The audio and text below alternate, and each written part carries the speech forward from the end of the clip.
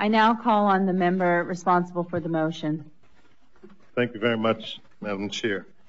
Madam Chair, I want to thank members for a healthy debate today. We have had a lot said, and most of it very positive, some of it not. When I was starting and when I was concluding, I said the debate today is not about drugs. It's about leadership. And what we saw here at one point was an example of failed, poor leadership. You saw what it looks like. You saw what it looks like. And I feel sorry for anyone who continues to support that failed leadership. It was obvious. We cannot have that. I welcome the move to the intent to move forward on this and have MPs showing Bermuda that we don't believe that taking illicit drugs is correct for us. That's what we're doing here. And all along it's been said that it will only be symbolic. Well then let's give the signal. Let's be symbolic. Yeah. Between tonight and the implementation, there's still much work to be done. And I believe that we can and should move on it as quickly as possible. Mr. Speaker, I believe that I would be doing myself and my family and people who trust me and believe in me a disservice if I did not respond to comments made earlier by the example of failed leadership. First of all, it was said that I wanted to pay my crony $8,000 a month. Let me tell you who that crony was. That crony goes by the name of Anthony Santucci, chairman of the Progressive Labor Party. When I was running for leader against Paula Cox, I asked him with my colleagues if he would do certain things. He said yes, he would do them. He never did them. He never did them. He lied to me. He treated me unfairly. Yet, when he lost his job for some bad behavior, because he was chairman of Carter, he had stuff he could give us. He had knowledge that we could use. And so I contacted him personally and asked him if he would like to help us. He said yes. I had him there and talk to my PS. Over a 7-month period at a cost of $8,000 a month, in a 5-month period, $40,000 was to be spent for him to develop 5 bills. Now, the minister responsible for tourism and transport today should know that only 3 of those bills have come to the House so far. There are 2 bills that still haven't made it here that he would have completed because of his knowledge. So if you want to hire him for $8,000 a month, if he's available, I suggest you do it. But the whole thing blew up in my face because I was being stabbed in the back. That's what that was. It went on for about a month in July of 2011, and it was ugly. It even got to the point where the cabinet secretary went public with a statement against me. You remember that, Mr. Speaker. It is very unusual for politicians to be spoken against or about by civil servants. The cabinet secretary issued a statement against me. Unbelievable. Unbelievable. That's the first one.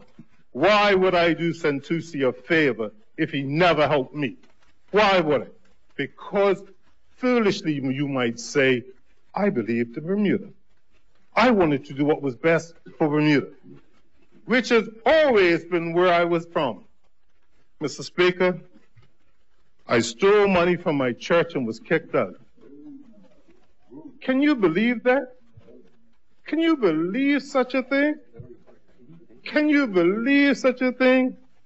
And, you know, nothing like that ever happened. Nothing like that would have happened. Was I ever kicked out of a church? No, I was never kicked out of any church. But we sit here and hide behind the parliamentary privilege and stand up and lie about people.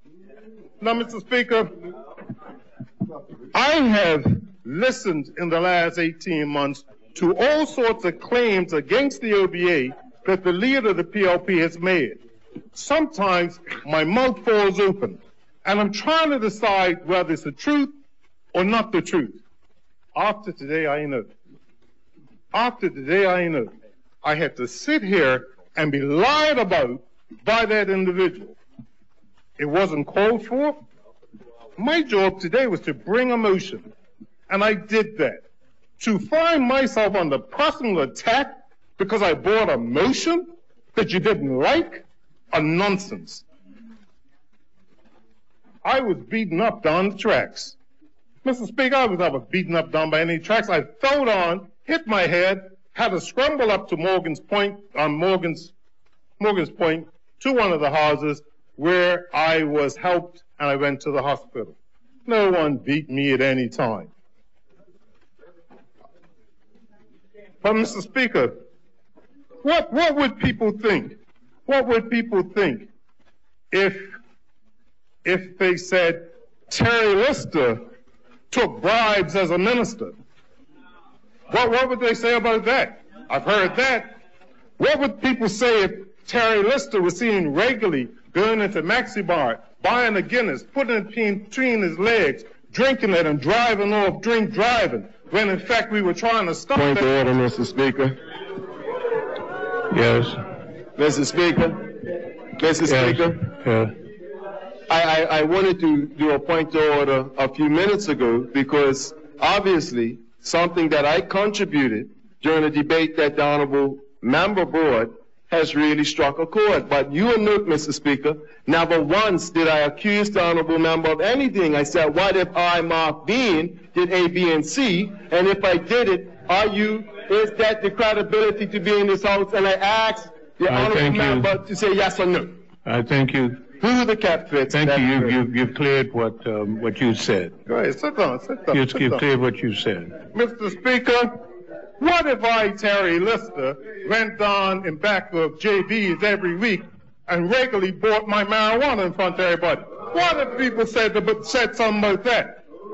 But no. Let me assure you that Terry Lister doesn't buy marijuana in back of Maxi Mart.